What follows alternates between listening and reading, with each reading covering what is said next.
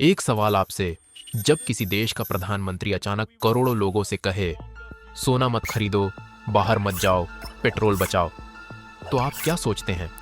क्या यह सिर्फ एक सलाह है या इसके पीछे कोई बड़ा डर छुपा हुआ है जो सरकार सीधे नहीं बोल सकती? 12 मई 2026 नरेंद्र मोदी ने फिर एक बार देश को संबोधित किया और इस बार उनकी बातें सुनकर कई लोगों के मन में एक अजीब सी बेचैनी पैदा हो गई। उन्होंने कहा, ईंधन बचाओ, विदेश यात्रा टालो, सार्वजनिक परिवहन इस्तेमाल करो, घर से काम करो, बिजली बचाओ और 1 साल तक सोना मत खरीदो। 7 अपीलें, एक के बाद एक। लेकिन सवाल यह है, आखिर क्यों? भारत दुनिया की 5वीं सबसे बड़ी अर्थव्यवस्था है, फिर उसका प्रधानमंत्री आम नागरिकों से बचत क्यों मांग रहा है? इसका जवाब ढूंढने के लिए हमें थोड़ा और गहरे उतरना होगा। दुनिया के नक्शे पर नजर डालिए। पश्चिम एशिया यानी मध्य पूर्व इस वक्त एक धधकते हुए ज्वालामुखी की तरह है। इजराइल, ईरान, यमन, लाल सागर, हर तरफ तनाव है और जब भी इस इलाके में युद्ध की आहट आती है, दुनिया भर में एक चीज सबसे पहले हिलती है, कच्चे तेल की कीमत। और भारत अपनी जरूरत का करीब 85% कच्चा तेल बाहर से खरीदता है, डॉलर में। अब समझिए खेल, जब तेल महंगा होता है, भारत को ज्यादा डॉलर खर्च करने पड़ते हैं। जब ज्यादा डॉलर बाहर जाते हैं तो विदेशी मुद्रा भंडार यानी फॉरेक्स रिजर्व्स पर दबाव पड़ता है। जब फॉरेक्स पर दबाव पड़ता है तो रुपया कमजोर होता है और जब रुपया कमजोर होता है तो हर चीज महंगी हो जाती है, आपकी थाली से लेकर आपके मोबाइल तक।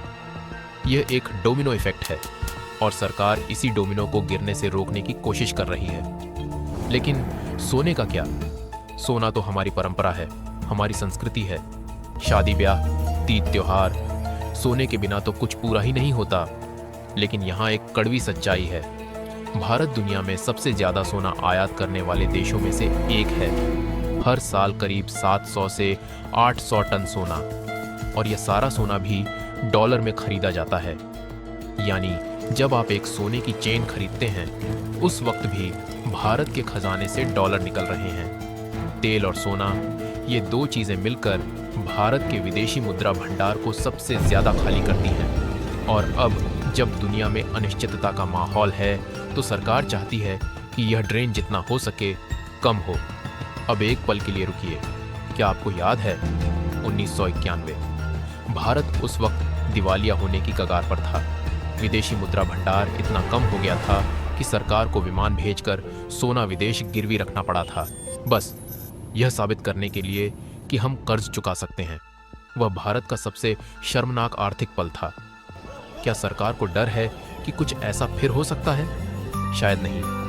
आज भारत के पास करीब 688 अरब डॉलर के विदेशी मुद्रा भंडार हैं, जो कि काफी मजबूत स्थिति है।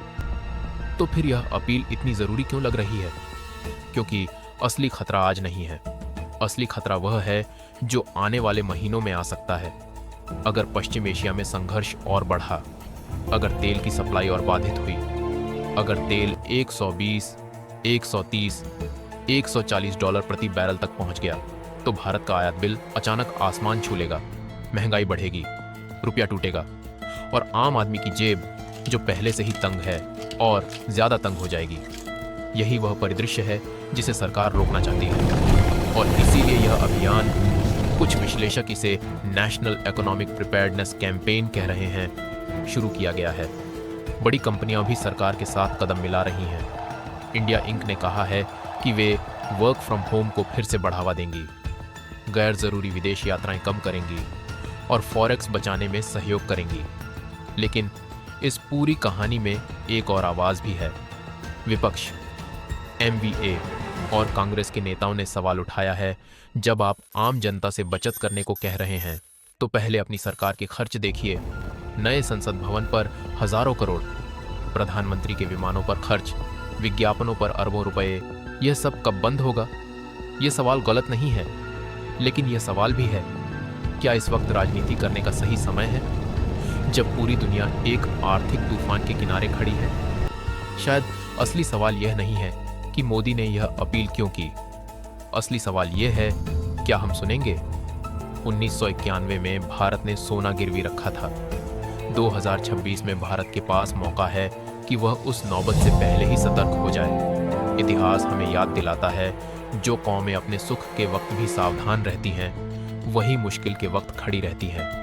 और जो यह सोचकर बैठी रहती हैं कि हमारे साथ कुछ नहीं होगा, वही एक दिन चौंक कर उठती हैं। सवाल अब आपसे है, 1 साल सोना नहीं खरीदेंगे?